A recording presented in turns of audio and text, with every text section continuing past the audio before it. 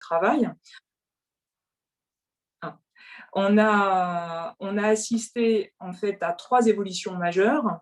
La normalisation des déplacements liés au travail, dans la mesure où seulement 5 des actifs occupés aujourd'hui n'ont pas de déplacement lié au travail. Ça veut dire que presque tout le monde se déplace pour le travail. Une intensification de ces déplacements après une longue période de stagnation, à telle enseigne qu'on avait imaginé en fait qu'on avait atteint une sorte de constante. Donc ça, c'est ce que les spécialistes d'économie des transports appellent la constante de Zahavi, mais qui finalement n'a pas tenu, puisque depuis 1995, on constate une nouvelle envolée des déplacements liés au travail. Et enfin, troisième grande évolution, la multiplication des déplacements liés au travail, qui fait que finalement, la concentration je dirais, des politiques publiques sur les navettes quotidiennes, sur les déplacements pendulaires domicile-travail, est à relativiser. Et disons que on aimerait mettre sur la table peut-être une nouvelle typologie des déplacements liés au travail, pour plus prendre en compte ceux qui ont lieu pendant la journée de travail. Alors, les déplacements domicile-travail, je les écarte pour y revenir, je les écarte d'un mot. En fait, 82% des personnes en emploi doivent effectivement se rendre chaque jour sur leur lieu de travail, quotidiennement ou presque. Mais ce qu'on a dévoilé dans notre grande enquête en 2020, c'est que les déplacements dans la journée de travail touchent énormément de personnes actives. Environ 40% des Français en emploi sont désormais mobiles pendant leur journée. Alors, bien sûr, on pense aux roulants, mais d'un mot, citons quand même les personnes qui doivent avoir un véhicule pour exercer leur métier.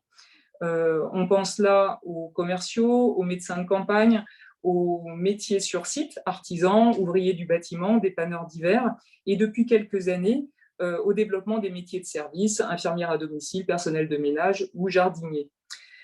Cela étant, plus d'un quart de la population active a des métiers de roulant par nature mobile, pilote d'avion, conducteur de train, chauffeur routier, contrôleur, facteur, ambulancier, et bien sûr livreur, qu'il soit en camion, en scooter ou à vélo. Alors, la question de la livraison avec des 2 roues, on va dire en 2 roues, vélo ou scooter, et des livreurs des plateformes de restauration, c'est le sujet qui nous intéresse aujourd'hui. Pour recadrer ce sujet, 2 mots sur les évolutions récentes. Le développement du numérique a entraîné un bouleversement très significatif des modes de distribution et des pratiques d'achat, à telle enseigne qu'on assiste à une explosion des achats à distance et des livraisons à domicile. Donc ça, bien sûr, tout le monde pense aux colis livrés par Amazon. Mais le couplage des plateformes numériques de distribution avec le travail indépendant qui s'est développé, ou autrement dit l'ubérisation de l'économie, entraîne une emphase en fait sur cette explosion des achats à domicile, en particulier commence à donner un terrain fertile pour les livraisons à domicile des repas. Alors on pense tous à Uber Eats ou Deliveroo comme plateforme.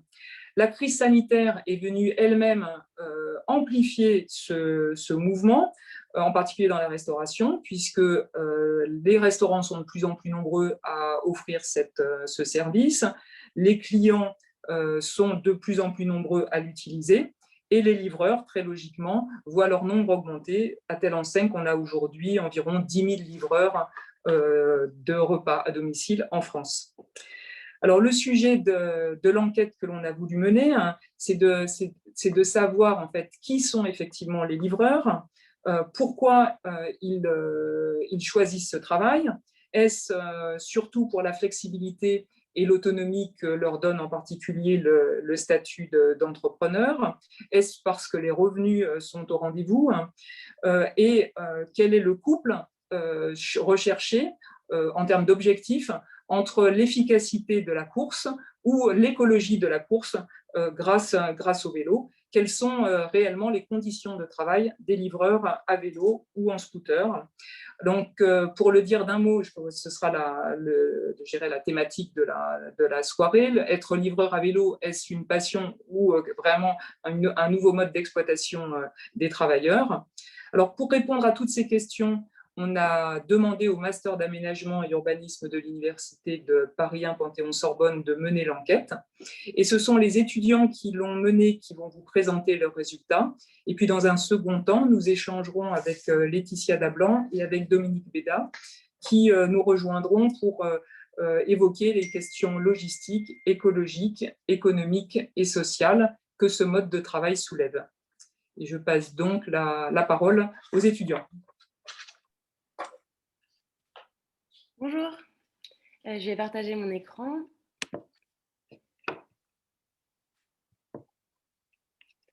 Alors, normalement, ça doit être bon là. Donc, merci pour cette introduction. Nous allons vous présenter notre enquête et ses résultats. Donc, nous avons mené de janvier à février de cette année 2021 à Paris Intramuros et dans certaines communes de Première Couronne et à Mantes-la-Jolie dans les Yvelines. Je vais revenir brièvement sur la méthodologie qu'on a employée, mais ce qui nous intéresse surtout, c'est de vous parler de nos résultats, donc ça ne va pas être très long sur la méthodologie. Nous avons mené 53 entretiens semi-directifs qui duraient environ 1 heure avec des livreurs et d'anciens livreurs. Et on a discuté avec eux de leur parcours professionnel, de leur travail quotidien, de leur entrée dans la course, donc comment ils en sont venus à devenir livreurs, de la pénibilité du métier, de sa sociabilité pour comprendre si c'était solitaire ou pas comme métier, des perspectives professionnelles de chaque livreur et de leurs idées d'amélioration de l'activité. En parallèle, on a aussi mené des observations de terrain sur différents spots, surtout le midi et l'après-midi, puisqu'il y avait un couvre-feu, ce qui nous a empêchés d'observer le soir, alors que ça aurait été très intéressant étant donné qu'il y avait beaucoup de livraisons le soir avec ce couvre-feu, puisque les gens ne pouvaient pas se rendre au restaurant eux-mêmes. Donc, on a observé dans la rue, devant les restaurants, au lieu où les livreurs attendaient. Et on a organisé enfin un focus group, donc une petite réunion avec 5 ou 6 livreurs pour discuter des aménagements urbains, de la place du vélo en ville et de potentielles améliorations. Et le fait d'avoir un terrain à Mantes-la-Jolie, donc dans le 78, nous a permis de faire une comparaison entre ce qui se passe donc à Paris, dans une grosse ville, et ce qui se passe dans une ville de taille moyenne. Donc, on a pu observer des similitudes et des différences, notamment par rapport aux distances parcourues, au mode aux véhicules des livreurs, puisqu'ils sont plus en scooter à Mantes-la-Jolie. Je vais... donc ça, c'est... Pardon, j'ai oublié de montrer le slide.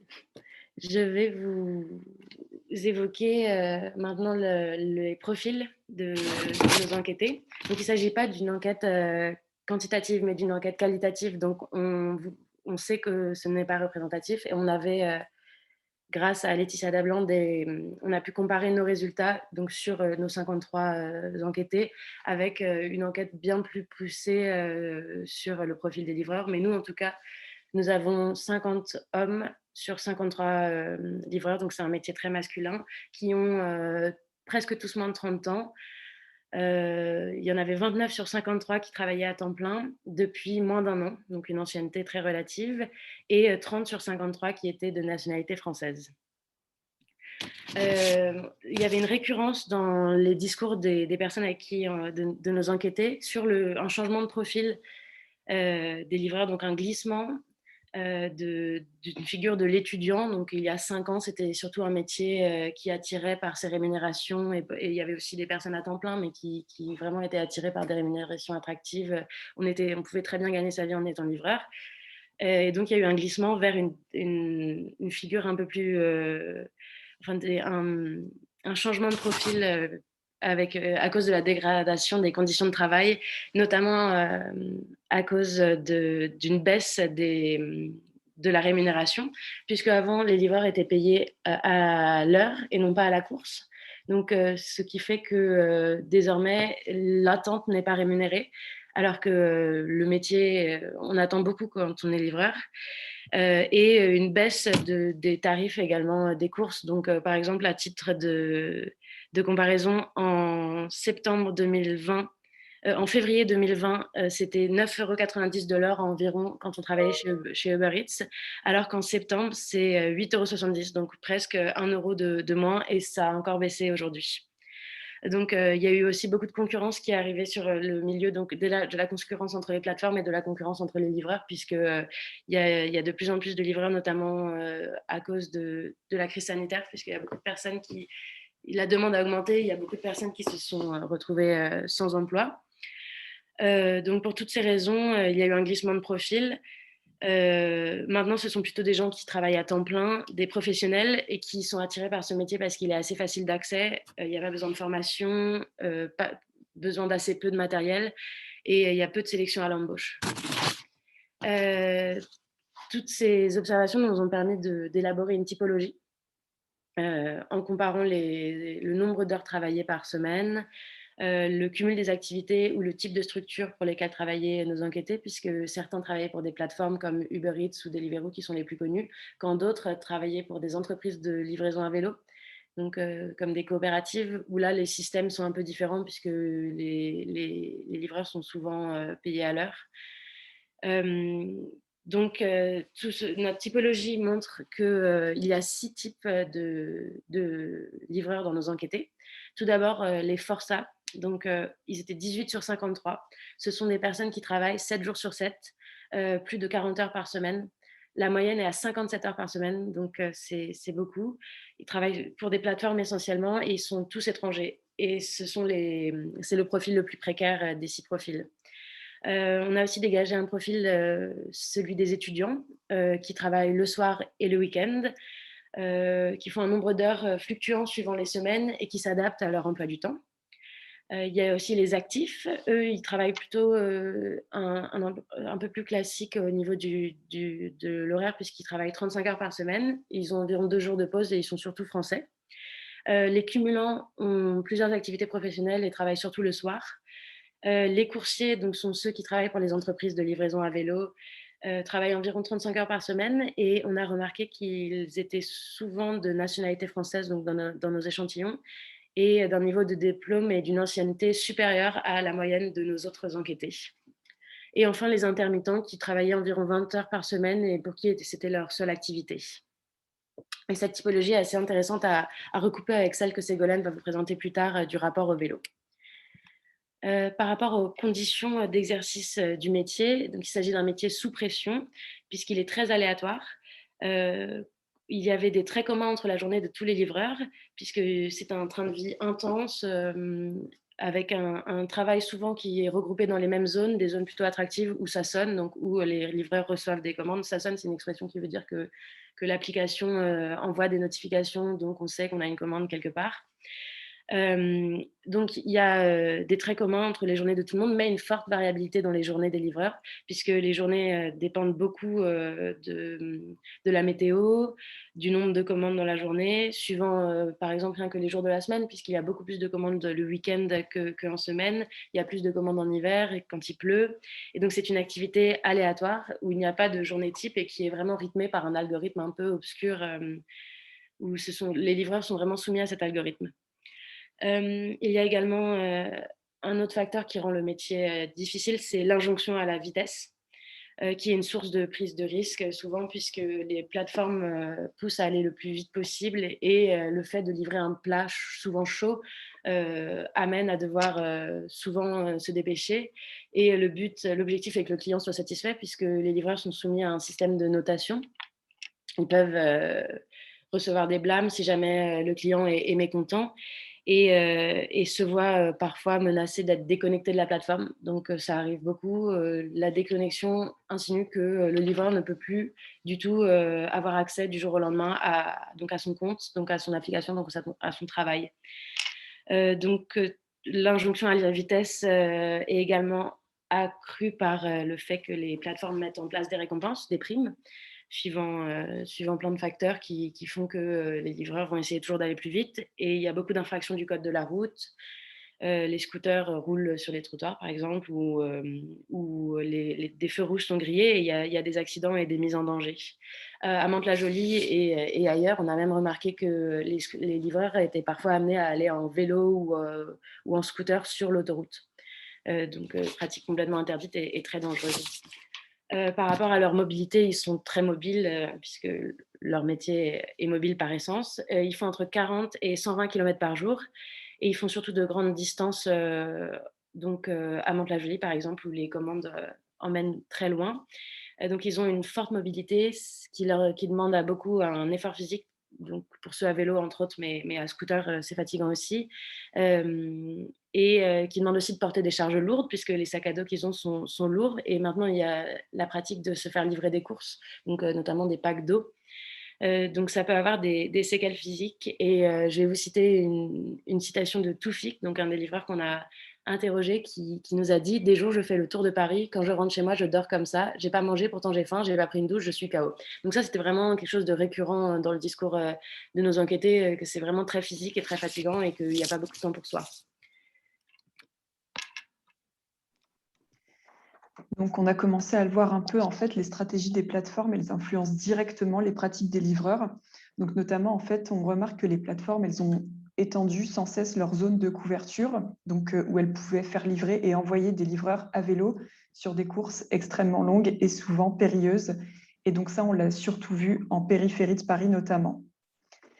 Donc en fait, face à la dangerosité et à la pénibilité que ça implique, les livreurs, souvent, ils abandonnent le recours au vélo mécanique. Souvent, ils passent soit au vélo électrique, soit même à des véhicules à moteur, donc comme le scooter ou la voiture. Et ça, en particulier dans les zones périphériques.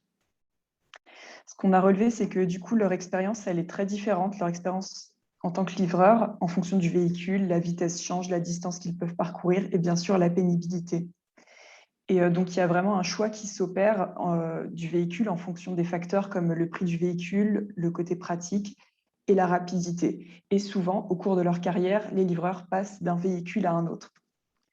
Donc, en fait, nous rendre compte de ça et aussi interroger les livreurs sur leur rapport au vélo, leur goût pour le vélo, ça a permis d'élaborer une deuxième typologie, donc qui différencie les livreurs en 6 profils différents.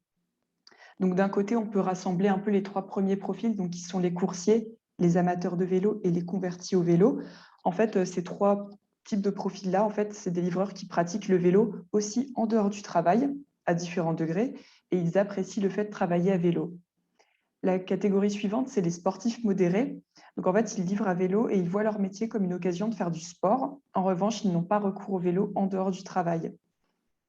La catégorie qui est la plus nombreuse, c'est assez intéressant, c'est les fatigués du vélo. On les a appelés comme ça parce qu'en fait, soit ils ont arrêté de livrer à vélo mécanique, ils sont passés à un autre véhicule, soit en fait, ils souhaitent arrêter et ils aimeraient pouvoir avoir un véhicule électrique. Enfin, une catégorie un peu à part, c'est les motorisés. Donc, c'est ceux qui utilisent, dès le début de leur activité, ils ont tout de suite commencé à livrer à scooter ou en voiture. Et donc, en fait, pour mettre en parallèle cette typologie avec celle que Julie vous a présentée au début, en fait, il se trouve que la grande majorité de ceux qu'on a appelés fatigués du vélo sont aussi les forçats de la livraison, donc ceux qui livrent, qui travaillent plus de 40 heures par semaine. Donc, en fait, ça amène à penser que le goût pour la pratique du vélo, elle est largement corrélée aux conditions de travail et que donc, quand on travaille plus de 35, 40, 50 heures par semaine, ça rend le métier trop pénible pour qu'il soit acceptable de le réaliser à vélo, en fait.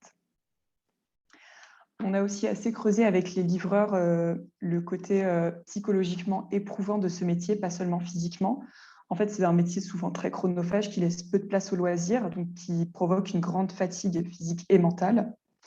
Il y a aussi un aspect qui est beaucoup revenu, c'est le manque de considération dont souffrent les livreurs, aussi bien venant des clients que des restaurants et en grande partie des plateformes. Ils subissent une sorte de déshumanisation puisqu'ils ont très peu de relations avec les plateformes et qu'ils subissent en permanence l'opacité de l'algorithme, notamment sur les rémunérations dont ils peuvent bénéficier. Enfin, sur l'aspect psychologique, le moment de l'attente a été beaucoup évoqué.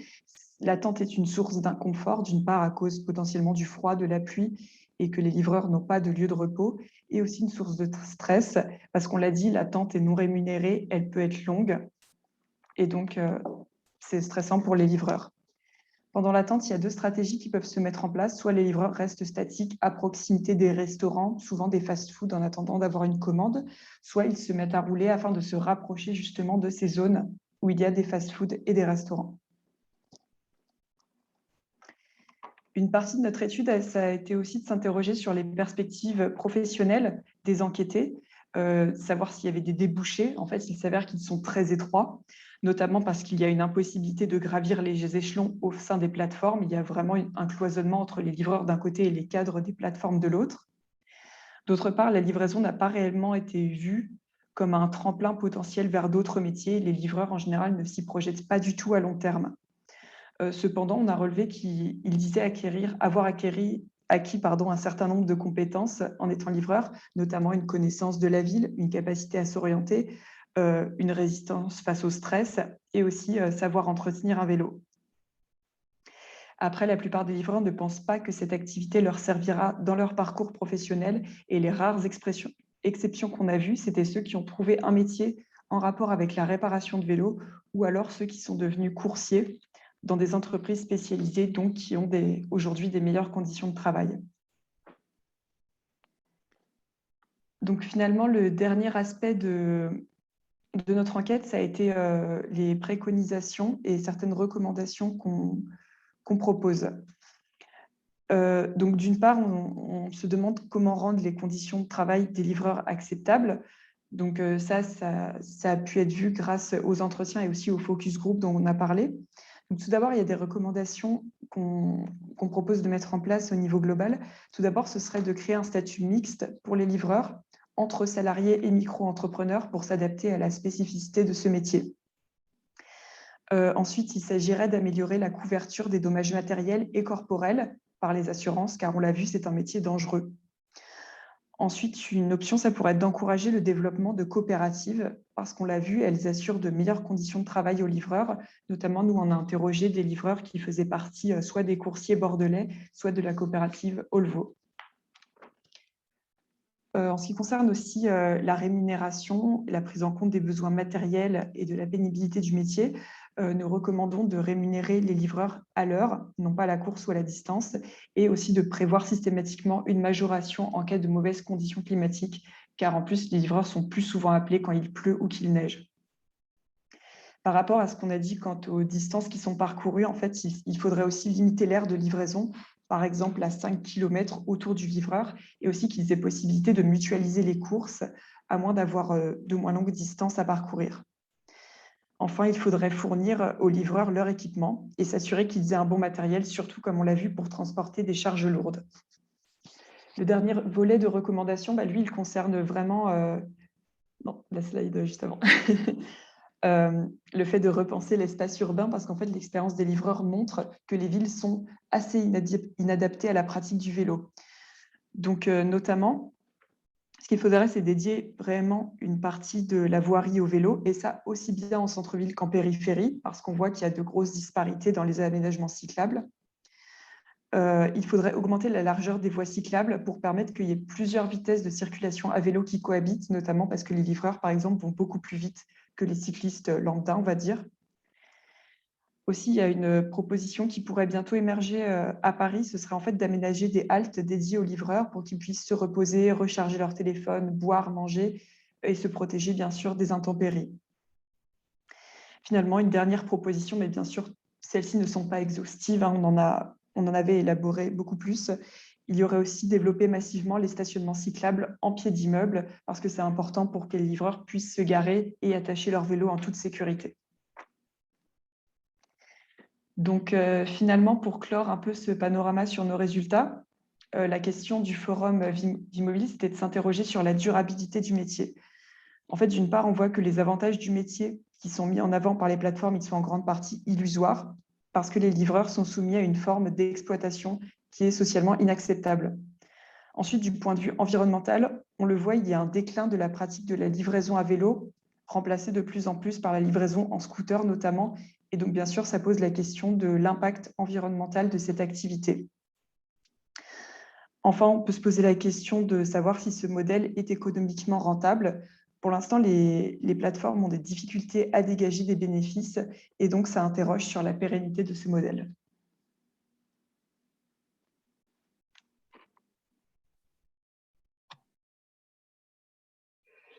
Eh bien, merci beaucoup Ségolène et Julie. Donc, on va avoir là une séquence de 30 minutes, mais tout à l'heure, on aura 30 minutes d'échange avec, avec le public, avec les participants. Et donc, vous pourrez, vous les participants, poser vos questions à Julie, à Ségolène et à Damien, ainsi qu'aux autres participants de la conférence, vers lequel je vais me tourner maintenant, pour aborder avec elle, pour revenir un peu sur le dernier slide qu'on a vu avec Ségolène, c'est-à-dire au fond la question de la durabilité de ce métier à l'aune des enjeux logistiques, écologiques et des conditions de travail. Alors, on va faire ça pendant à peu près 30 minutes. Et tout d'abord, je vais aller vers Laetitia Dablan. Donc, Laetitia Dablan, vous êtes une spécialiste de la logistique puisque vous êtes directrice de recherche à l'Université Gustave Eiffel. Vous dirigez la chaire de logistique urbaine. Ça fait des années que vous travaillez sur ces questions de livraison. Et ma question est la suivante, c'est est-ce que, au fond, qu'est-ce que vous pouvez nous dire de vos travaux et comment les résultats de ces travaux s'articulent avec ce qui vient de nous être présenté par les étudiants de Paris 1? Merci beaucoup, Christophe. Merci de l'invitation et merci à Julie et Ségolène. Elles ont fait avec leurs autres collègues un travail de très, très grande qualité. J'avais beaucoup apprécié de travailler un petit peu, d'avoir la possibilité de travailler un petit peu avec elles et puis ensuite de voir les résultats qu'elles viennent de nous présenter. Moi, je n'ai jamais vu dans mon observation des services de logistique urbaine et des métiers un secteur apparaître aussi vite et changer aussi vite, en fait, en 5 ans. Il est apparu grosso modo il y a 5-6 ans et il n'est déjà plus le même aujourd'hui que ce qu'il était il y a 5-6 ans et même depuis 1 an, il a encore changé, avec notamment l'impact de la pandémie. Donc, c'est un phénomène très intéressant, avec des dizaines de milliers d'emplois équivalents temps plein qui sont surgis à partir de rien. Et d'ailleurs, je crois que Sylvie a cité le chiffre de 10 000 tout à l'heure, je pense que c'est un peu plus. Mais à vérifier, d'ailleurs, on a un problème de données, de données objectives sur ce métier et sur le nombre de personnes qui sont impliquées dans ce métier. Donc voilà, moi, c'est plutôt ça qui m'a beaucoup frappée, c'est l'apparition rapide, soudaine, massive de ces plateformes d'intermédiation et du nombre d'emplois qu'elles ont mis en œuvre et l'évolution très rapide de ces métiers depuis 5 ans. Voilà ma première réaction. Entendu, merci. Mais sinon, sur le fond, peut-être est-ce que vous avez été surprise par ces résultats ou est-ce qu'ils sont concordants avec ceux que vous constatez, en particulier, je crois, dans les enquêtes quantitatives que vous êtes amené à conduire depuis quelques années? Donc, oui, on s'est décidé, parce qu'on justement on manquait de données macro, on s'est décidé à faire des enquêtes. On a commencé en 2016, modestement, avec un échantillon d'une centaine de personnes. Aujourd'hui, on est arrivé à des enquêtés qui sont de plus de 500. La dernière enquête a été faite en février dernier. Elle nous permet je pense, maintenant d'identifier d'une façon assez objective qui sont ces livreurs. Alors, la précaution qu'il faut prendre, c'est que nos enquêtes sont faites toujours aux mêmes endroits depuis 5 ans, mais essentiellement, enfin, sur Paris. Donc, elles concernent bien les livreurs parisiens qui travaillent oui, à Paris. Ça peut être un peu différent pour des villes de banlieue et pour des villes hors Paris. Donc, je pense qu'il faut élargir ces enquêtes. D'ailleurs, on va en faire une bientôt à Nantes. Je pense qu'il y a des grosses différences, mais ce sont des hypothèses pour le moment. Alors, pour les Parisiens, l'enquête qui vient d'être présentée par les étudiantes est très fidèle sur beaucoup de constats. Une grosse exception, je pense, la catégorie qu'elles appellent les forçats est plus importante dans notre enquête, notamment parce que nous avons identifié 90% d'étrangers. Donc là, il y a une vraie différence avec l'échantillon de la 50aine de personnes interrogées par l'équipe. Donc, ça peut être un effet de la partie banlieue de l'enquête et ça peut être aussi un effet des personnes qu'elles ont pu effectivement interroger sur le terrain. Donc, nous, on a une méthode qui essaie d'être le plus exhaustive possible. On ne peut pas faire d'échantillonnage puisqu'on n'a pas la base de données de départ. Ça, c'est une information qu'on n'a pas, hein, qui sont les livreurs en général. On n'a pas la première base qui nous permettrait d'échantillonner. Donc, ce qu'on fait, ce sont des enquêtes de terrain systématiques, de rencontres aléatoires. C'est-à-dire qu'on essaie d'interroger tout le monde sur la dizaine de spots qu'on a identifiés comme les terrains d'enquête. Et ceci dit, de façon assez surprenante, ce n'est pas très difficile. La plupart des livreurs qu'on essaie d'interroger le font volontiers.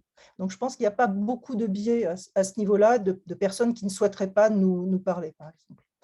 On fait ça donc avec des partenaires, le bureau de recherche Cité qui nous accompagne depuis 2 ans et puis des enquêteurs de MV2. Donc, ce sont des enquêteurs qui sont habitués à travailler avec nous, qui sont bien formés aussi à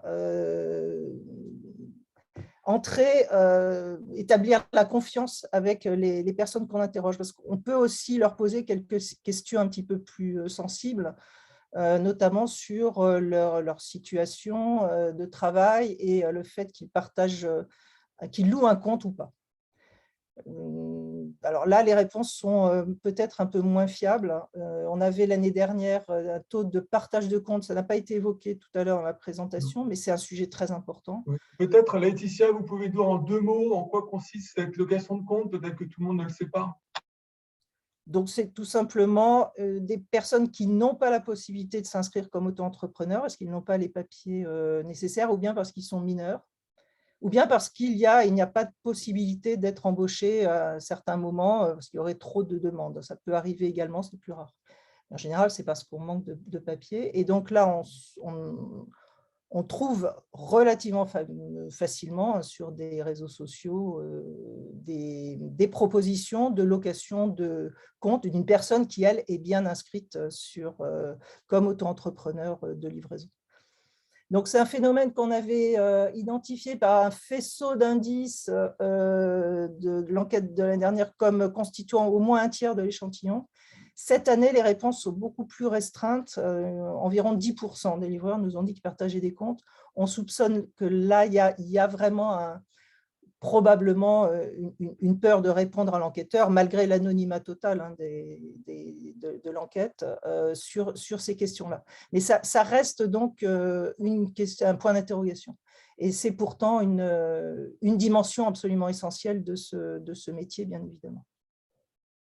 Qu'est-ce que j'ai remarqué d'autre? Beaucoup de choses qui ont été dites sont vraiment en phase avec ce qu'on a trouvé. On a cette année, par rapport à l'année 2020, on a constaté un gros effet de la pandémie sur le métier. Il y a eu, comme on nous l'a présenté tout à l'heure, il y a eu un surcroît de propositions de travail, d'offres de travail. Il y a eu un surcroît de demandes, bien sûr, de demandes de livraison, mais globalement, les livreurs interrogés ont estimé que la pandémie avait beaucoup joué sur la baisse des rémunérations et sur les conditions de travail qui ont été rendues plus difficiles. Donc, je pense que c'est un phénomène vraiment simple de surcroît d'offres par rapport à la demande. Donc, ils ont moins de livraison, de possibilités de livrer, ils ont moins de propositions sur leur appli et ils le ressentent très fortement en termes de rémunération. Les accidents, un petit peu plus que l'année dernière. Donc 25% nous ont dit qu'ils avaient eu un accident, ce qui est quand même énorme. Ce ne sont pas seulement ceux qui circulent à vélo, mais ce sont aussi ceux qui circulent en scooter. Par rapport à 2020, en un an, on a vu un accroissement. Ça, c'était déjà une tendance. Donc, c'est une confirmation de tendance, mais ça s'accroît vraiment, de l'utilisation des scooters et l'apparition de l'utilisation des voitures, ce qui est nouveau parce qu'on ne le voyait pas dans les enquêtes précédentes. Encore une fois, je rappelle qu'on enquête des endroits parisiens plutôt centraux, plutôt centre-nord, centre-est et centre de Paris. Donc, l'usage de la voiture était très rare et il est devenu, il est devenu significatif avec 7% des livreurs interrogés qui utilisent une voiture. Donc ça, c'est nouveau. Et puis, la tendance se poursuit sur l'utilisation du Vélib. Elle est très importante puisqu'elle atteint presque 20%. Donc, le vélo, finalement, n'est ramené qu'à moins de la moitié de la livraison. Et là, j'inclus en plus le Vélib. Donc, le vélo personnel, qui est un peu le début du métier, je dirais, l'étudiant avec son vélo personnel, ça, c'était le profil de 2015. Aujourd'hui, le vélo personnel, ce n'est plus qu'environ un tiers. Donc, on a une évolution très, très considérable du métier sur ce plan-là. Sur le ressenti, beaucoup de choses ont été dites. Moi, j'ai été très frappée par ce que nous ont dit Julie et Ségolène sur le fait qu'ils ne se voyaient pas, ils ne se projetaient pas du tout dans le métier de la logistique en général, je dirais. Alors, je comprends évidemment qu'ils ne peuvent pas progresser sur la livraison instantanée, dans ces plateformes, avec cette grosse différence entre les personnes qui gèrent la plateforme auxquelles ils n'ont pas accès et eux-mêmes qui sont ceux qui effectuent les livraisons. En revanche, il est assez surprenant de voir qu'ils ne connaissent pas le monde, je dirais, de la logistique et des transports qui embauchent parallèlement beaucoup. Donc, nous, on les a également interrogés sur la façon dont ils se projetaient. Alors, ils ne se voient plus livreurs d'ici quelques mois, donc c'est vraiment un métier qu'on envisage uniquement pour le court terme. Mais ils se voient bien dans un métier, y compris un métier stable, un CDI. On dit souvent que ce sont des personnes qui n'ont pas envie de CDI. C'est vrai pour l'activité qu'ils font en ce moment, ils préfèrent être freelance. Pour faire de la livraison en vélo, ils préfèrent rester freelance. En revanche, plus tard, une petite majorité d'entre eux aimeraient bien avoir un CDI. Et donc, dans ce cadre-là, je pense qu'on a quelque chose à faire, en tout cas les organismes professionnels, les organismes de formation professionnelle également, pour essayer de récupérer ce vivier, une partie d'entre eux, pour les former et pour les faire progresser, là pour le coup véritablement, dans une carrière transport logistique. Parce qu'encore une fois, ils ont mis un pied d'une certaine façon, donc ce serait dommage de perdre cet ensemble, ce groupe de personnes qui ont pu avoir un certain apprentissage et de la ville et de la logistique. Okay. Donc là, merci. Pardon, je vous interromps peut-être là, Laetitia. Merci beaucoup pour ces précieuses informations qui viennent vraiment compléter le tableau de manière très, très, très, très vivante et intéressante. Je vais me tourner vers Dominique Méda maintenant pour aborder avec elle la question de la durabilité sous l'angle des conditions de travail.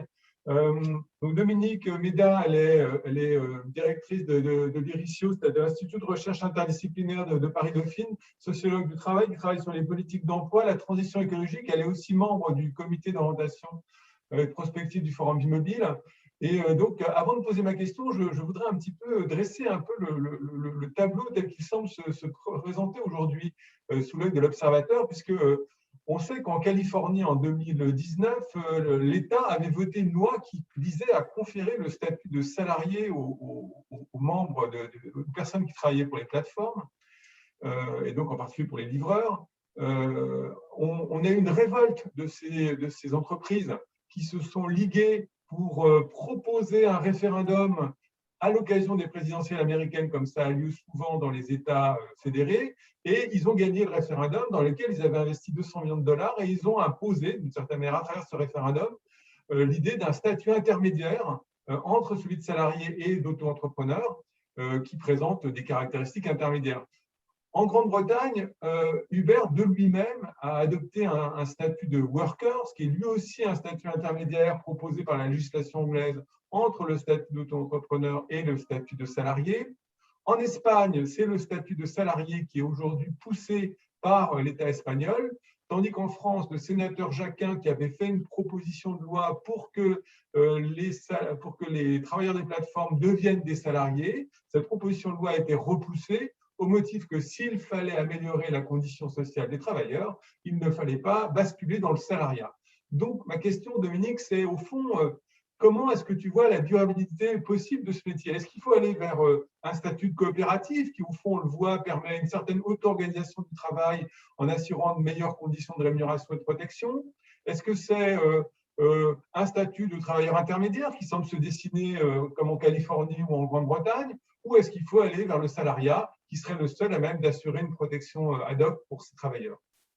Merci beaucoup Christophe et pour l'invitation et pour cette présentation, hein. Alors moi aussi, comme Laetitia Dablanc, je me suis bien retrouvée dans la présentation qui a été faite. Alors juste pour vous dire, donc nous travaillons autour d'une équipe qui était constituée d'une douzaine de chercheurs, juristes et sociologues. On travaille sur un programme ANR, financé par l'ANR, autour du capitalisme de plateforme. Et donc on a regardé principalement des chauffeurs VTC et des livreurs à vélo, mais on a regardé beaucoup, je dirais, l'arène judiciaire et toutes les administrations ou para-administrations ou organismes qui contrôlent ces personnes et ces entreprises. Alors, tu as rappelé, Christophe, tout ce qui s'était passé dans les autres pays. Peut-être un mot quand même sur la France avant, ce qui n'a pas été développé par Julie et Ségolène, c'est la montée des contentieux. C'est-à-dire qu'à mesure que baissaient les commissions ou que baissait la rémunération des livreurs à vélo et des chauffeurs VTC d'ailleurs, hein, les contentieux se faisaient plus nombreux. Et donc, nous, on a rencontré beaucoup d'avocats, avocats de livreurs. On a rencontré des magistrats, on a travaillé avec les URSSAF, avec l'inspection du travail, parce qu'il y a énormément, Laetitia l'a rappelé, il y a beaucoup de fraudes, il y a beaucoup d'accidents, et donc il y a beaucoup de livreurs qui se sont tournés vers le contentieux pour se faire requalifier. Et il y a eu, à partir de 2018, un coup de tonnerre dans l'ensemble de ce système. C'est le jugement de la Cour de cassation sur Take It Easy, une société qui pourtant s'était mise en liquidation judiciaire. Mais donc, pour la première fois, il y a eu un changement de jurisprudence et la Cour de cassation a reconnu que les livreurs à vélo de cette société Take It Easy étaient bien des salariés. Alors que depuis longtemps, enfin, c'était pas non plus longtemps, mais il y avait une opposition, en gros, entre les juges anglo-saxons qui avaient commencé à reconnaître le caractère de salarié de ces personnes, et puis le juge français qui n'y arrivait pas. Et donc, il y a eu comme ça une série de jugements des cours d'appel ou de la Cour de cassation montrant que ces personnes étaient bien des salariés. Alors, il y a une résistance des différentes plateformes, hein. Alors là, il y a un gros dossier Deliveroo qui devrait normalement arriver bientôt en jugement, qui a été préparé, nourri, alimenté par l'URSSAF, l'inspection du travail, etc., parce que c'est donc du travail dissimulé. Et ce que je veux rappeler, mais la présentation l'a très, très bien mis en évidence, hein, c'est que ces plateformes, elles contournent réellement la loi, hein, puisqu'elles obligent en gros les gens à prendre des statuts d'auto-entrepreneur. Ça veut dire qu'elles échappent au devoir d'employeur qui devrait être le leur, c'est-à-dire elles ne payent pas de cotisations sociales. C'est pour ça que les URSSAF les poursuivent, parce que les URSSAF veulent récupérer les cotisations sociales qu'elles auraient dû payer. Et puis elles ne respectent pas le droit du travail, c'est-à-dire les congés, l'indemnisation du chômage lorsqu'il y a une rupture d'activité, etc., etc. Donc, il faut considérer que ces personnes, c'est du moins ce que nous disent les juges, hein, sont des salariés. Alors maintenant, tu as rappelé, Christophe, qu'en effet, il y a eu beaucoup de changements ces derniers temps. En Californie, c'est évidemment Uber et les autres plateformes qui ont mené une campagne absolument folle pour éviter que ne s'applique la loi qui avait été décidée par la Californie. Et c'est quand même complètement fou, hein. Ça veut dire que c'est Uber qui écrit la loi, parce que c'était quand même une loi de l'État californien. Et bien là, c'est Uber qui a réussi à écrire la loi.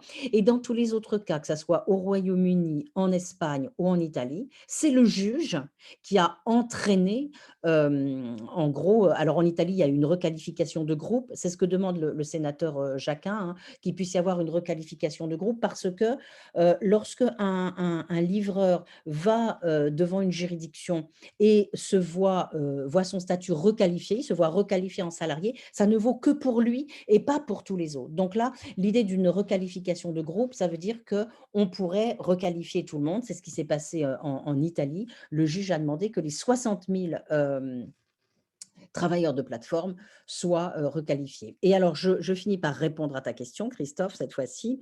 Quel est quelle est la solution? Vous avez proposé dans votre étude, Julie et Ségolène, un statut intermédiaire. Moi, je pense que c'est une très mauvaise idée, le statut intermédiaire, et même le rapport Froin le disait. Le rapport Froin était très intéressant parce qu'il commençait en écrivant que, bien sûr, le salariat était la meilleure des décisions, la meilleure des solutions, mais le gouvernement ne souhaitant pas cette solution, on allait proposer autre chose. Et donc, le rapport a proposé autre chose. Mais donc, je pense que ce tiers statut est une très mauvaise idée. Pourquoi? Parce que si vous faites un tiers statut entre le travail indépendant et le travail salarié, vous êtes à peu près sûr que vous risquez de déverser toute une partie du salariat dans ce statut qui est moins protecteur. Donc, moi, je pense tout simplement qu'il faut absolument développer le salariat. Alors, sans doute un salariat adapté, hein.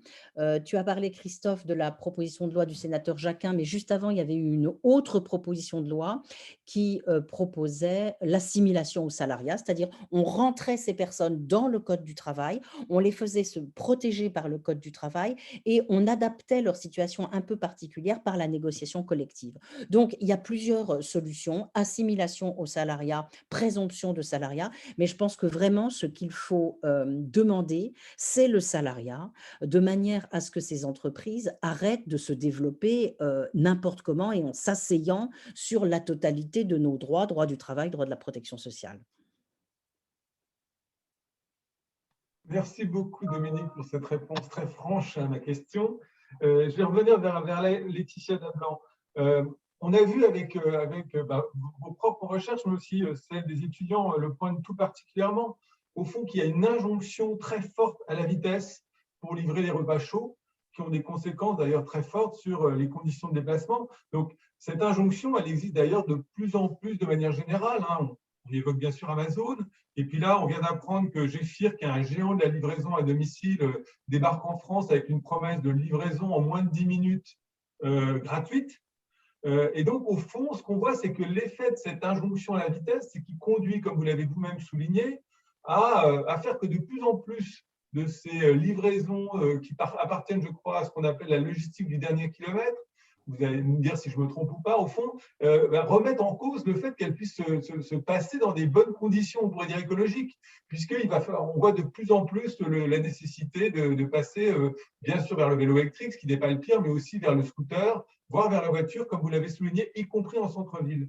Et donc, au fond, est-ce que cette injonction à la vitesse qui est portée par les plateformes, mais qui rencontre aussi d'une certaine manière une attente ou en tous les cas un comportement des consommateurs nouveaux, est-ce que c'est compatible finalement avec l'idée d'une logistique du dernier kilomètre qui serait enfin écologique et qui répondrait à une durabilité sociale? Il y a une contradiction, elle n'est pas toujours systématique. On peut très bien avoir des livraisons en 15 minutes à partir du moment où le lieu de départ est proche. Et c'est un peu l'idée maintenant des micro-hubs ou des dark stores, comme on dit, de livraison de l'alimentaire, des produits d'appoint ultra rapides. L'idée, c'est d'avoir un réseau de micro-hubs. Excusez-moi, Laetitia, je vous interromps. Peut-être que vous pouvez dire ce que c'est qu'un dark store, parce que je ne suis pas certain que tout le monde le sait.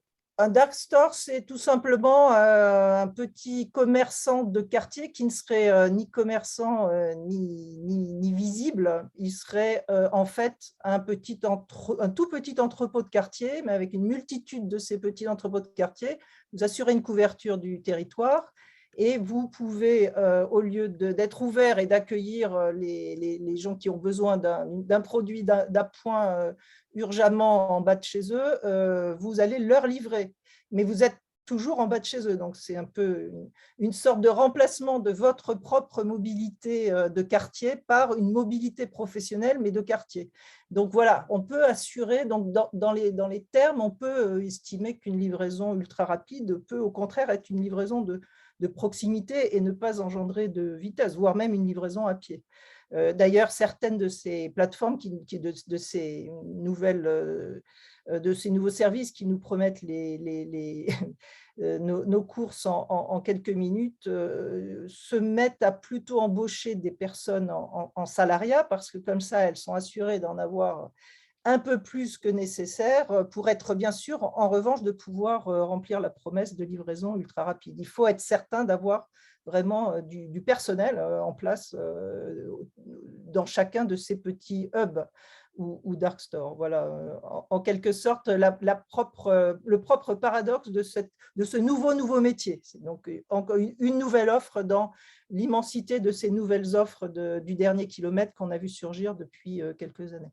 Mais ceci dit, quand même, vous avez raison, globalement, cette accélération, ce que nous on appelle la livraison instantanée, donc on l'avait défini dans un papier en 2017 comme toute livraison qui se fait avec des applis, avec des indépendants, des auto-entrepreneurs et en moins de 2 heures.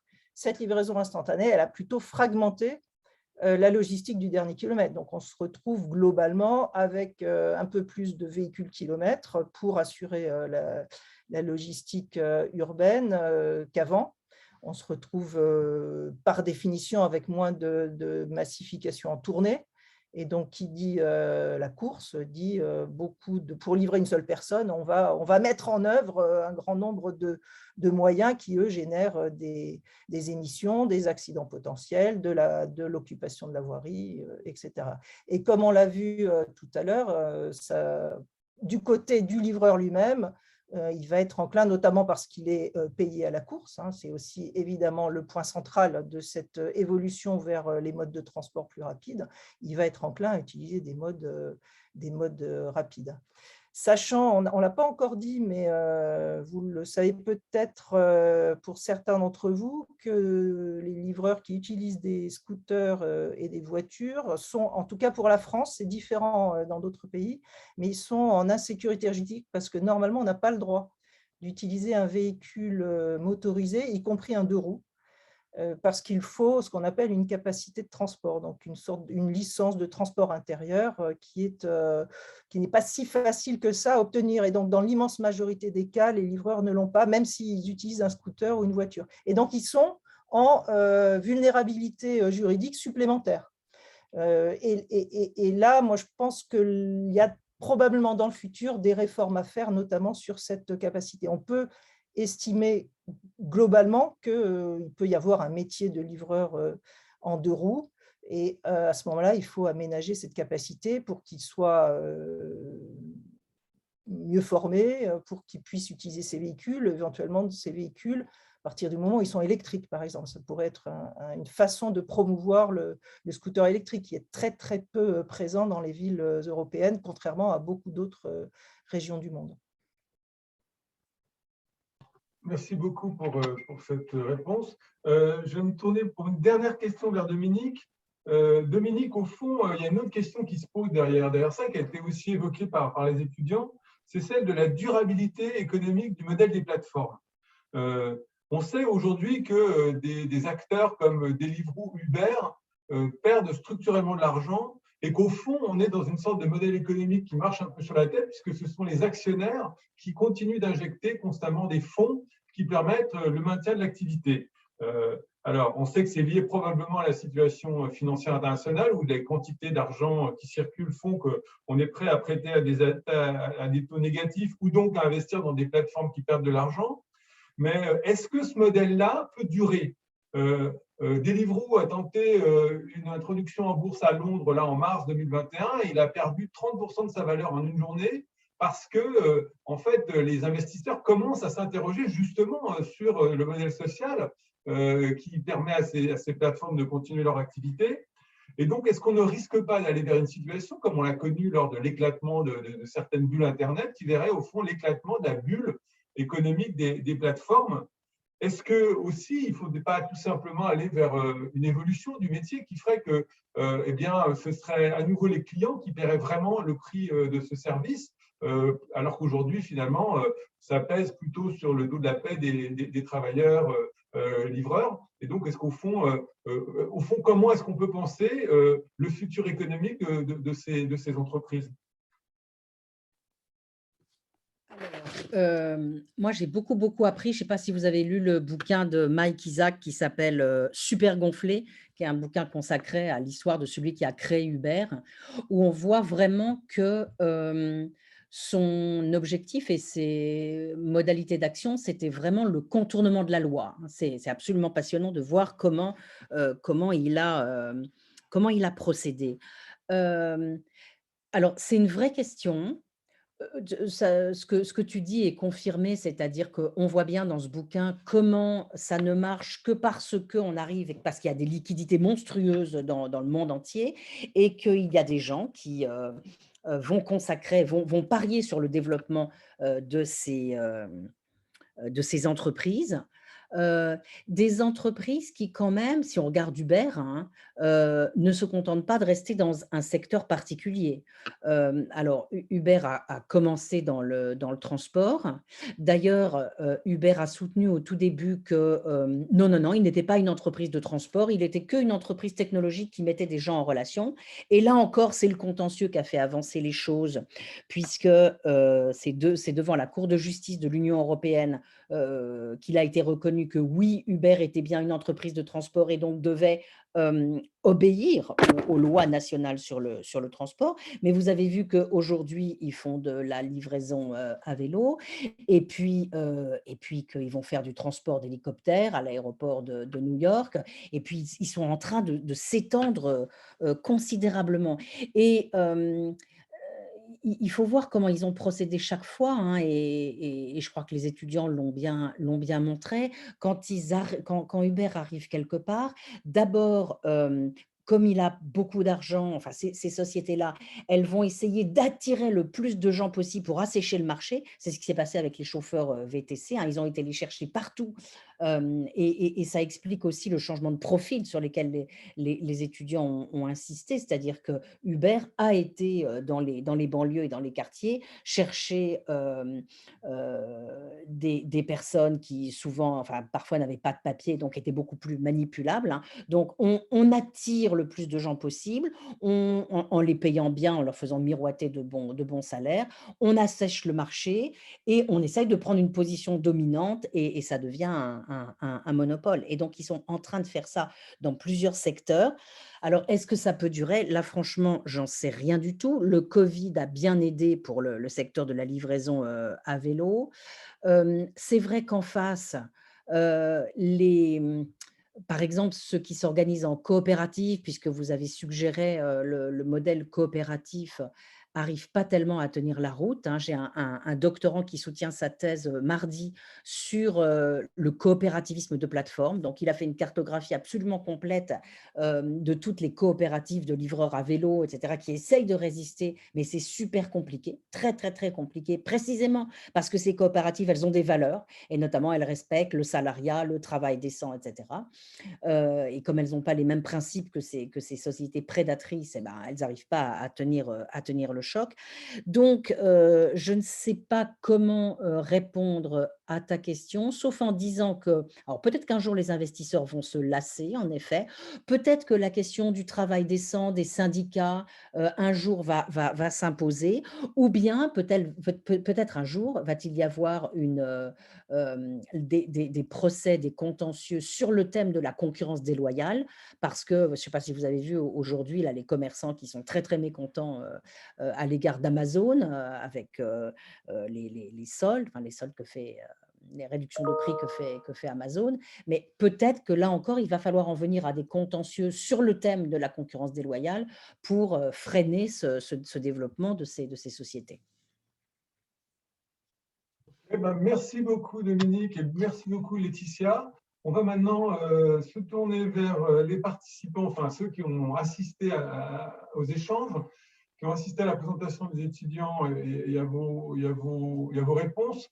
Alors, ce qu'on vous propose, donc, c'est de vous manifester en utilisant le chat, donc ce qui est marqué discussion. Indiquez-nous que vous souhaitez prendre la parole et Tom Dubois vous la passera, de manière à ce que vous puissiez donc soit vous retourner vers les étudiants, donc Ségolène, Julie et Damien, qui sont là pour pouvoir préciser ou creuser certaines interrogations que vous pourriez avoir. Et je crois que, bien sûr, Dominique Méda et Laetitia Davlan sont également d'accord pour répondre à vos éventuelles questions, interrogations et pourquoi pas objections, puisque c'est bien l'idée que cette discussion permette un échange, un véritable débat sur ce sujet si brûlant. Peut-être qu'avant de passer la parole aux participants, moi je dirais 2-3 mots pour indiquer que ce qui m'apparaît quand même en vous écoutant tous, c'est qu'on voit quand même, à mes yeux, que la situation, elle ne peut pas perdurer à l'identique, que ce soit pour des raisons sociales, écologiques, et qu'il est quand même urgent de trouver des améliorations.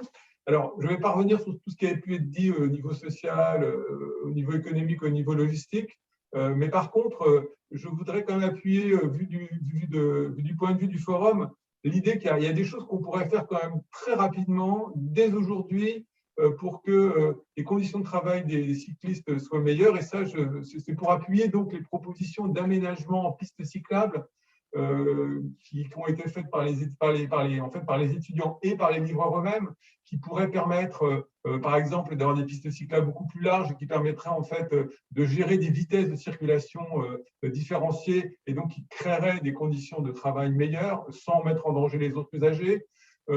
Et aussi l'autre aspect qui nous paraît très intéressant, parce qu'au fond, il profite à tout le monde, comme les pistes cyclables, c'est le fait de mettre en place des parkings à vélo qui soient généralisés à l'échelle de la ville et qui profiteraient donc aux livreurs et qui leur éviteraient de se faire voler leur vélo, comme ça leur arrive extraordinairement fréquemment, et de profiter en fait à tous les utilisateurs potentiels de vélo.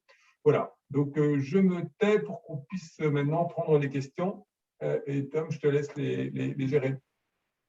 Oui, je laisse la parole à Patrice qui a levé la main et qui peut allumer son micro normalement. Bonjour. Je sais pas qui peut porter la réponse à ma question. Je pense que c'est un peu tout le monde parce que bon, Christophe vient tout de suite de parler d'une situation qui ne peut pas perdurer. Je crois que c'est Ségolène qui a conclu son exposé sur des conditions de travail socialement inacceptables. On a parlé aussi d'entreprises qui se développent, qui s'assoient sur les droits sociaux, etc. Avec quoi je ne suis pas du tout en désaccord. Cela dit, moi, je trouve que toutes ces présentations, aussi de qualité soient-elles, font l'abstraction sur un point, c'est qui consomme tout ça. Il y a certes, Uber joue avec le droit social, certes, Amazon, ceci, cela. Cela dit, il surfe aussi sur un succès commercial, il surfe sur une clientèle qui est de plus en plus présente. Donc, en fait, je pense que toute cette étude, il manque une composante, c'est qui consomme, qui est le client derrière tout cela. Voilà, ça me semble, je pense qu'on va faire l'économie aussi peut-être de regarder ce point. Voilà. Moi, je suis tout à fait d'accord. Ceci dit, c'est vous et moi. C'est tout le monde, c'est beaucoup les jeunes également dans ces nouveaux formats. Donc, il y a une demande, il y a un marché qui a été parfois créé un peu artificiellement, mais qui maintenant s'est établi. Alors, je crois qu'en sociologie des consommateurs, il y a quand même une partie des consommateurs qui sont prêts à faire un effort, disons, un peu pour essayer de gérer un peu mieux leurs demandes, mais ce n'est pas forcément une majorité. Donc, ça va prendre du temps. On peut envoyer des signaux pour faire comprendre que ça peut générer certaines situations, mais le fait est là. Je suis tout à fait d'accord avec vous. Ouais, mais moi aussi, je suis tout à fait d'accord. Et il y a un peu un scandale à voir quand même les gens qui maintenant qui n'en ont pas réellement besoin, se font livrer. Enfin, on devient une société de serviteurs, quoi, hyper polarisée, avec des personnes qui viennent vous apporter à manger parce que vous n'avez plus envie de vous déplacer. C'est complètement invraisemblable, quoi. J'illustre ce que vous venez de dire. J'habite dans le 12e arrondissement à Paris. Il y a un McDo à 100 mètres. Oui, ouais. Après, je te laisse 100 mètres. Et je vois très régulièrement, ce n'est pas épisodiquement, c'est très régulièrement, des livreurs, des Deliveroo ou je ne sais quoi, amener des paquets de McDo à des habitants de l'immeuble. Oui, C'est hallucinant. hallucinant. Il y a Olivier Pardon. Pardon, Tom. Non, mais ça se comprendrait, et y compris pendant le Covid, quoi. Ça se comprend pour des personnes qui ont du mal à se déplacer, je sais pas moi, des personnes âgées. Et donc, c'est un service qu'une municipalité pourrait mettre en place pour des gens qui connaissent des difficultés. Mais là, ce qui devient de la folie furieuse, c'est que chacun maintenant, en raison de l'écrasement des prix, puisse comme ça, en tapotant sur son portable, bah, se faire amener à manger sur place, quoi. C'est totalement. Moi, je trouve ça totalement scandaleux, mais bon. Olivier Rasmont voulait prendre la parole également. Oui. Oui, bonjour. On vous entend. Merci. Oui, enfin, je vais redire ce que… Je suis rassuré quand j'entends Dominique Méda. Oui, c'est scandaleux, oui, c'est hallucinant, et enfin, moi, je suis quand même sidéré. On est dans une ville, alors en l'occurrence, on parle de Paris, mais c'est vrai pour d'autres villes aussi, où il y a quand même plutôt surdiplômés, plutôt sensibles, en tout cas, ils le disent régulièrement aux questions environnementales et sociales, et qui se font apporter à manger la béquée chez eux. Non, mais attendez. Enfin, et je pense qu'il y a un vrai mouvement à lancer pour le dire. Enfin, j'adore les études, je trouve ça super intéressant, et merci à tous, hein, par ailleurs, hein, à toutes en l'occurrence, sur les études, sur les livreurs, et ça met en perspective, on a besoin de toutes les études, mais il y a un mouvement à lancer pour dire, attendez, vous faites apporter à bouffer chez vous en appuyant sur un bouton, sérieux, au XXIe siècle, avec toutes les conséquences sociales et environnementales qu'on demande qu'à étayer et que vous avez déjà bien étayé. Voilà, c'est un peu un coup de gueule, mais je pense qu'il a l'air relativement partagé. Merci. Ouais, entièrement d'accord.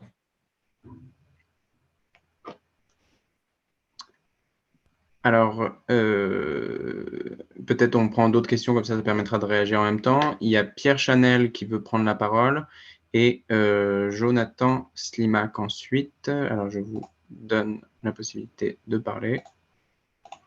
Pierre Chanel, c'est à vous. Il faut activer votre micro.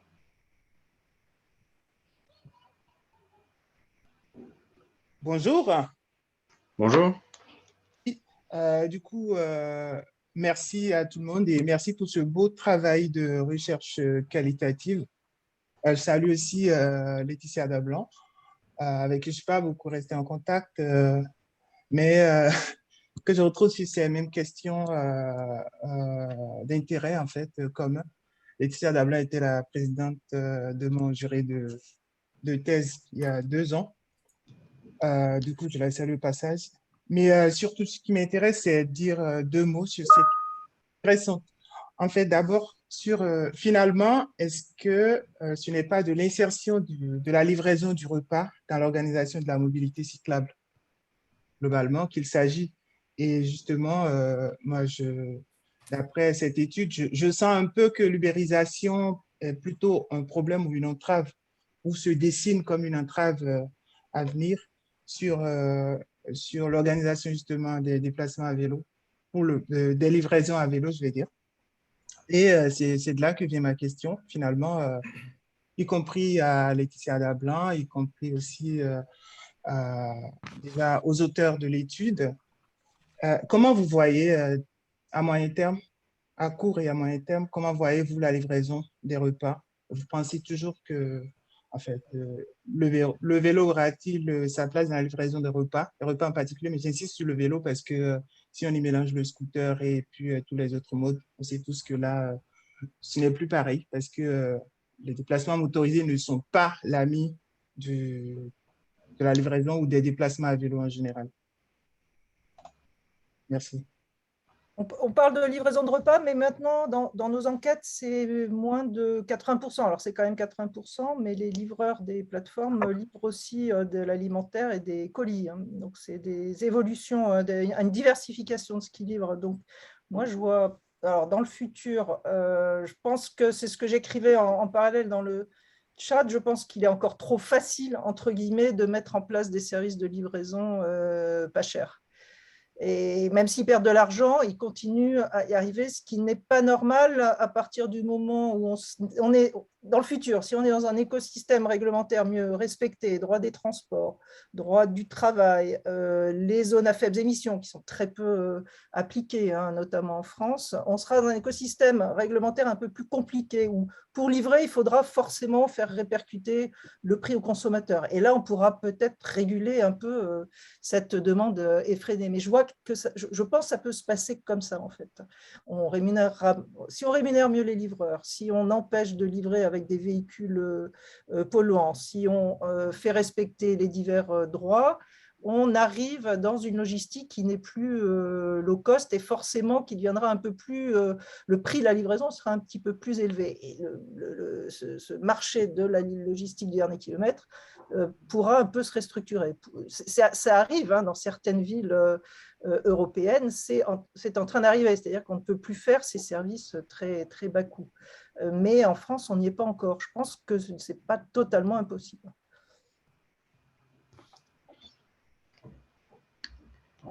Merci. Alors, on laisse la parole à Jonathan Slimak, qui est producteur d'un reportage sur les livreurs. Et ensuite, ça sera Enzo Leroy, qui est lui-même livreur. Oui, bonjour, vous m'entendez? Oui, on vous entend. Oui, merci pour l'invitation, merci pour cette conférence et la restitution des travaux. Dans le documentaire que j'ai l'occasion de voir, effectivement, on a pu justement suivre quelques sociétés qui sont établies en coopérative à Nantes et à Bordeaux. Et on voit qu'à Bordeaux, par exemple, les coursiers nantais ont une forme des coursiers bordelais, pardon, ont une forme de résistance, eux, face justement à la libéralisation qui travaille sur la concurrence par le tarif. C'est-à-dire que eux diversifient leur activité, effectivement, comme on disait un peu plus tôt, comme vous l'avez dit un peu plus tôt, diversifient leur activité en livrant des colis, en livrant des fleurs, et aussi des repas. Et on le voit aussi à Nantes, la coopérative Now Food fonctionne très très bien. Elle arrive à résister à cette question de libéralisation en pratiquant des tarifs qui sont tout à fait normaux. Ils ont réussi vraiment à prendre des parts de marché assez conséquentes aux plateformes numérisées. Alors, ma question, c'est celle-là, c'est est-ce que on peut penser quand même que ce modèle va pouvoir fonctionner avec le tarif juste? Là, il semble fonctionner pour le moment à Nantes, même si c'est un peu plus complexe que ça.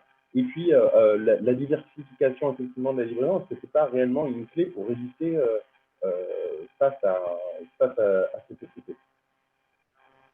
Peut-être qu'il faut aussi une aide de la municipalité, parce que je ne sais pas à Bordeaux et à Nantes, mais il me semble que si la municipalité à la fois régulait et apportait une aide aux organisations qui défendent le travail décent et des bonnes conditions de travail, je pense que ça serait peut-être intéressant. Et puis sinon, il y a tous les effets de réputation. Vous avez vu peut-être que Just Eat maintenant fait de la publicité sur le fait qu'il n'emploie que des salariés, pas des auto-entrepreneurs.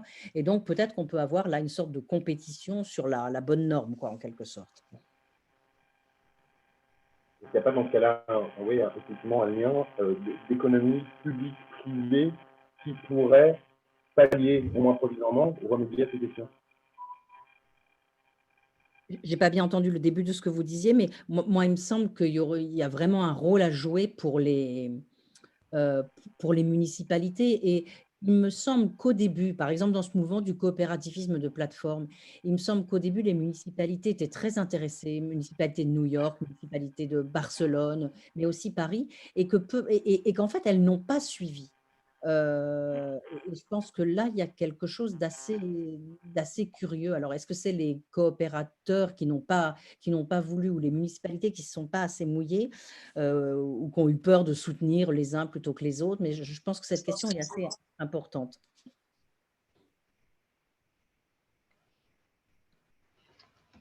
Merci. Enzo? Oui, bonjour, vous m'entendez? Oui, très bien. Oui, bonjour. Bon, déjà, je voulais remercier toute la discussion et tous tout ce dont vous parlez, donc c'est très bien renseigné, c'est très intéressant. Et donc moi, je suis livreur, mais je suis livreur hors plateforme, c'est-à-dire que je travaille en vélo cargo avec un associé, et on travaille un peu comme ça a été dit dans la question précédente, avec des fleuristes, des boulangeries. Donc je suis un peu moins concerné par ce problème actuellement. Mais j'avais une question concernant le rôle de l'État et des autorités concernant ce qui est... Enfin, je ne peux pas comprendre cet immobilisme face comment dire, à l'exploitation sociale, en termes de prévention routière. Enfin, il y a tellement d'aspects et je ne comprends pas pourquoi l'État ne réagit pas alors que ces plateformes, en tirant les prix vers le bas, en faisant de l'exploitation sociale, n'ont jamais gagné 1 euro. Donc, je ne comprends pas l'intérêt et cet immobilisme de l'État par rapport aux plateformes. C'est une super question. Moi, j'ai pas mal regardé, enfin, dans nos travaux, on a pas mal regardé ça. Il y a d'une part l'idée que le gouvernement est en faveur de l'auto-entrepreneuriat, au prétexte de l'emploi. Vous vous souvenez qu'Emmanuel Macron avait dit que c'était beaucoup mieux de livrer des choses à vélo que de tenir les murs de sa cité. Donc voilà, l'idée c'est si jamais on régulait le secteur, alors ça créerait moins d'emplois et donc les gens iraient refaire des trafics, en gros, c'est ça qu'il disait. Et la majorité parlementaire n'a eu de cesse depuis des années que de se battre pour conserver l'auto-entrepreneuriat et pour ne pas réguler et pour lutter contre la possibilité qu'on impose des régulations du salariat, des conditions de travail décentes, des salaires minimums, etc. Je vous rappelle que dans la loi d'orientation des mobilités, qui est le dernier texte qui régit ces questions-là, eh bien, il y a l'idée de charte sociale. Donc, on propose, c'est évidemment la reprise d'une idée qui vient des plateformes. On propose des chartes sociales non contraignantes et donc on pense que l'autorégulation, ça va marcher, c'est-à-dire que ces plateformes, elles vont bien se comporter. Et même dans une version préliminaire de cet article, je crois que c'était l'article 44 de la loi d'orientation des mobilités, tout était fait pour que le juge ne puisse plus venir requalifier en salariat l'auto-entrepreneur. Et il a fallu que le Conseil constitutionnel intervienne pour dire que non, c'était anticonstitutionnel d'empêcher le juge de venir requalifier.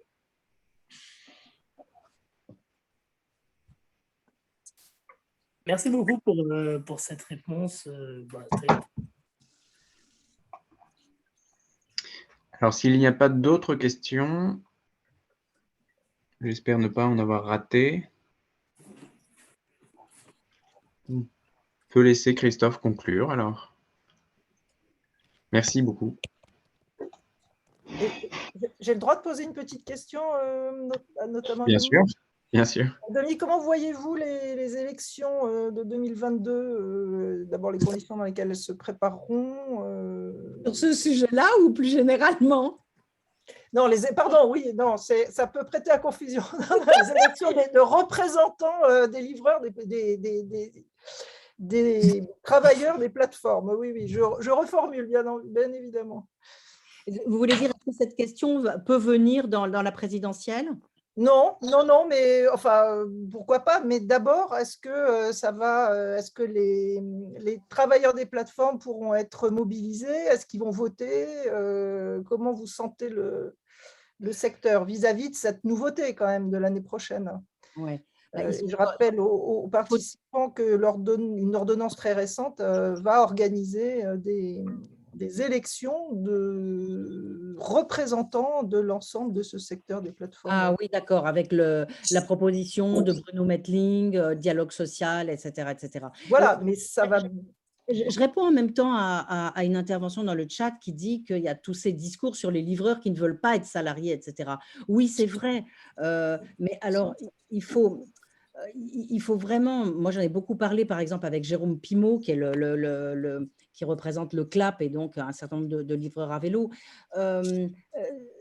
Ce que disent une partie des livreurs, c'est « Ah mais nous, en gros pour nous le salariat, c'est McDo, donc un chef sur le dos et des très très bas salaires. Et puis on veut pouvoir bosser quand on veut. » Et je ne suis pas sûre finalement qu'ils sachent bien ce qu'est le salariat. C'est-à-dire si on leur disait, est-ce que vous avez envie d'avoir une protection, qu'on ne puisse pas vous déconnecter n'importe comment et que ça soit fait dans les formes, etc. Peut-être qu'ils apprécieraient finalement le salariat. Et moi, je pense qu'on peut tout à fait adapter le salariat à leur spécificité finalement. Hein. C'était la proposition de loi au Sénat du groupe communiste et républicain qui avait été finalement préparée par une docteure en droit qui s'appelle Barbara Gomez et qui était vraiment quelque chose de très intéressant. Donc, je ne suis pas sûre que vraiment ils ne veuillent pas du salariat. Ils ne veulent pas d'un certain salariat. C'est vrai que le salariat s'est dégradé. Ils ne veulent pas d'un chef, d'un salaire minable, mais je pense qu'en même temps, ils sont en train de se rendre compte que les conditions de l'auto-entrepreneuriat et la manière dont on les traite, ce n'est pas terrible non plus, quoi. Et sur les élections présidentielles, le problème, c'est qu'ils sont quand même très peu nombreux. Hein. Vous l'avez dit, Laetitia, les chiffres, en tout, les VTC et les livreurs à vélo, c'est pas plus de 100 000 personnes. Donc, je ne suis pas sûre. En plus, ils ne sont pas suffisamment organisés. Ils sont quand même complètement atomisés, avec une piètre image des syndicats. Hein. Ils n'aiment pas trop les syndicats. Donc, je ne suis pas sûre qu'ils puissent jouer le rôle de groupe de pression dans l'élection présidentielle. Il y a une dernière question d'Enzo dont je me fais le porte-parole. Est-ce que vous pensez que ce modèle peut se diffuser à d'autres types de métiers, oui, à d'autres secteurs d'activité? C'est déjà fait. Moi, je pense que oui, hein, et on est en train de le voir d'ailleurs. Il y a plein de jeunes qui créent des startups et qui essayent de faire ça, hein, c'est-à-dire de bousculer ce qu'on a appelé, ce qu'on appelle des secteurs de rente. Hein. Souvenez-vous, c'était déjà le rapport Attali de 2007 là, sur la croissance. C'était ça, c'était les vilains taxis qui ont des rentes et tous ces endroits où il y a des rentes, il faut les bousculer, les désintermédier. Donc, moi, pourquoi malheureusement? Parce que moi, je ne pense pas que ce soit une bonne chose. C'est-à-dire, c'est sans doute une bonne chose de secouer, en effet, des corporatismes ou quand il y a des rentes, en effet, des rentes. Mais si c'est pour que ça se traduise par des conditions de travail effrayantes et finalement une concurrence très déloyale avec d'autres secteurs, on voit bien là, hein, avec les artisans, les commerçants, franchement, je ne suis pas sûre qu'on y gagne, quoi, hein, finalement.